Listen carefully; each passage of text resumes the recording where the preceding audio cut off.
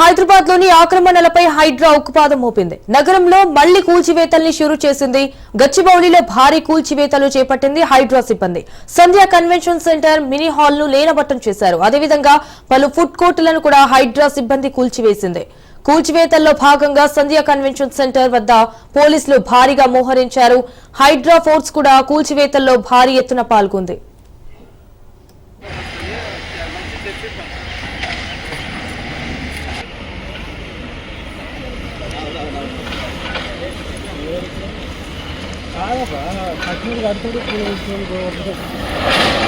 బయట తీసుకో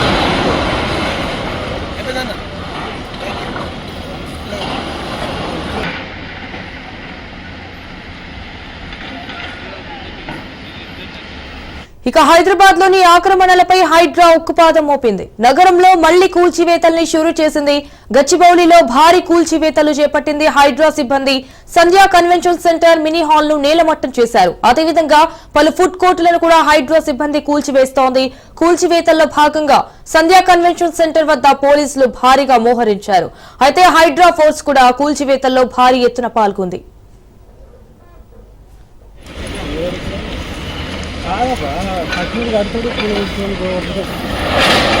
బయట తీసుకో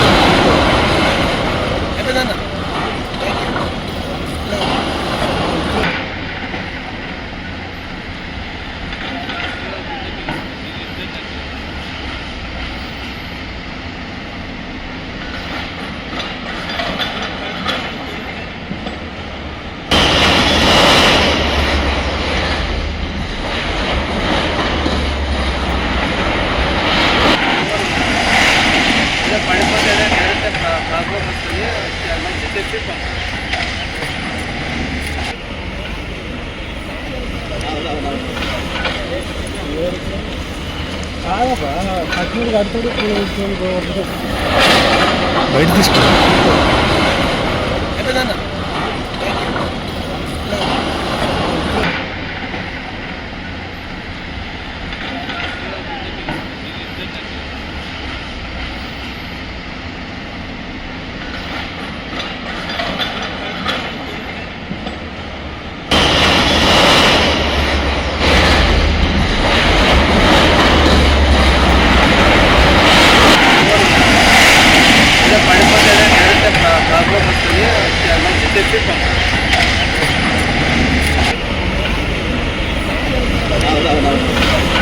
బయట తీసుకో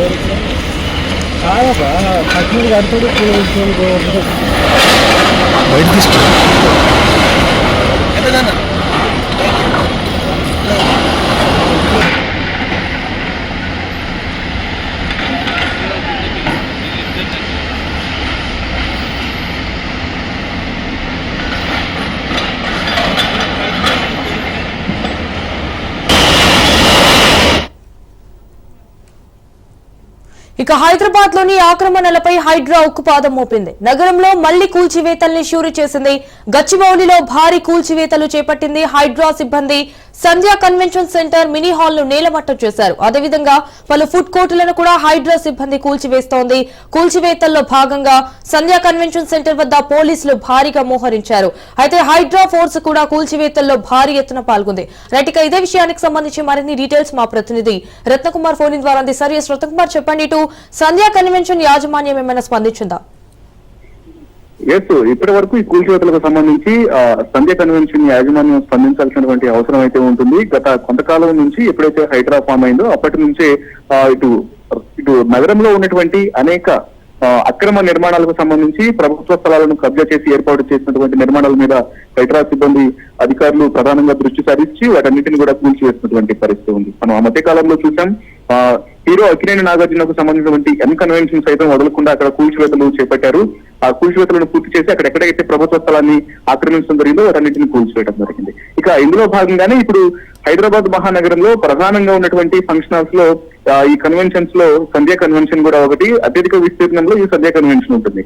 అయితే ఈ సంధ్యా కన్వెన్షన్ కు సంబంధించి దాదాపు ప్రభుత్వ స్థలాన్ని కొన్ని ఎకరాల పాటు ఆక్రమించి అక్కడ అక్రమ నిర్మాణాలను ఏర్పాటు చేసినటువంటి విషయాన్ని కూడా ఐడెంటిఫై చేసినటువంటి నేపథ్యంలోనే ముఖ్యంగా అక్కడ ఏర్పాటు చేసినటువంటి ఒక మినీ హాల్ అనేది అలాగే ఇతర ఫుడ్ కోర్టులు అనేవి కూడా ప్రభుత్వ స్థలాలను కబ్జా చేసి ఏర్పాటు చేసినట్లు హైడ్రా అధికారులు గుర్తించడం జరిగింది.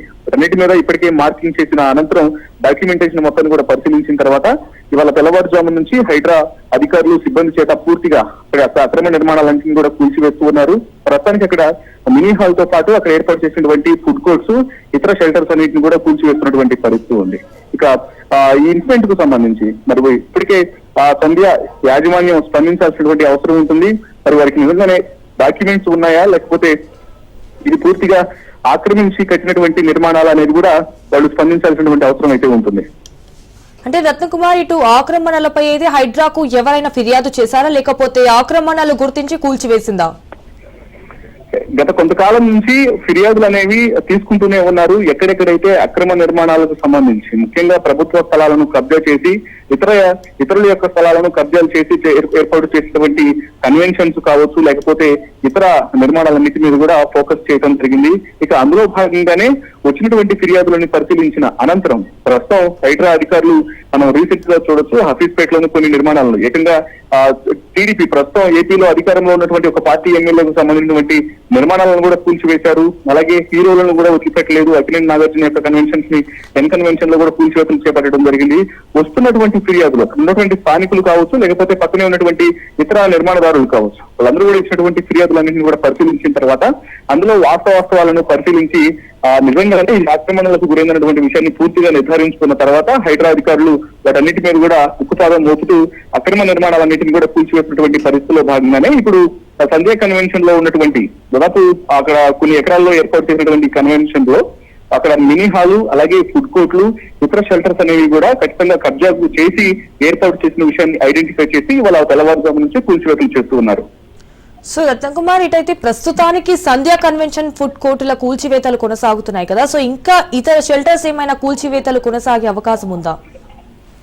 ఎక్కడైతే సంధ్యా కన్వెన్షన్ లో ఆక్రమించుకుని ఏర్పాటు చేసినటువంటి నిర్మాణాలు ఏవైతే ఉన్నాయో వాటన్నింటిని కూడా ఇప్పటికే హైడ్రా అధికారులు మార్కింగ్ చేయడం జరిగింది.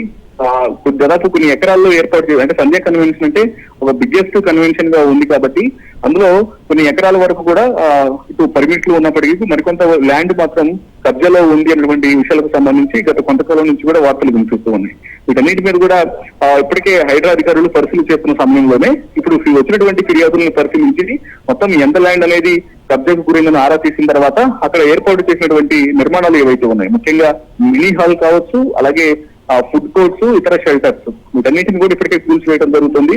మార్పు చేసినంత వరకు కూడా అక్కడ ఉన్నటువంటి పూర్తిగా నిర్మాణాలన్నింటినీ కూడా కూల్చివేసినటువంటి పరిస్థితి ఉంది. ఈ కూల్చివేతలలో ఎటువంటి ఇబ్బందికరమైనటువంటి పరిస్థితులు అనేవి తలెత్తకుండా మరి ఒకవైపు పోలీసులు భారీగా మోహరించడం జరిగింది. అలాగే డిఆర్ఎఫ్ సిబ్బంది ఆధ్వర్యంలోనే యొక్క కూల్చివేతల ప్రక్రియ అనేది కొనసాగుతోంది.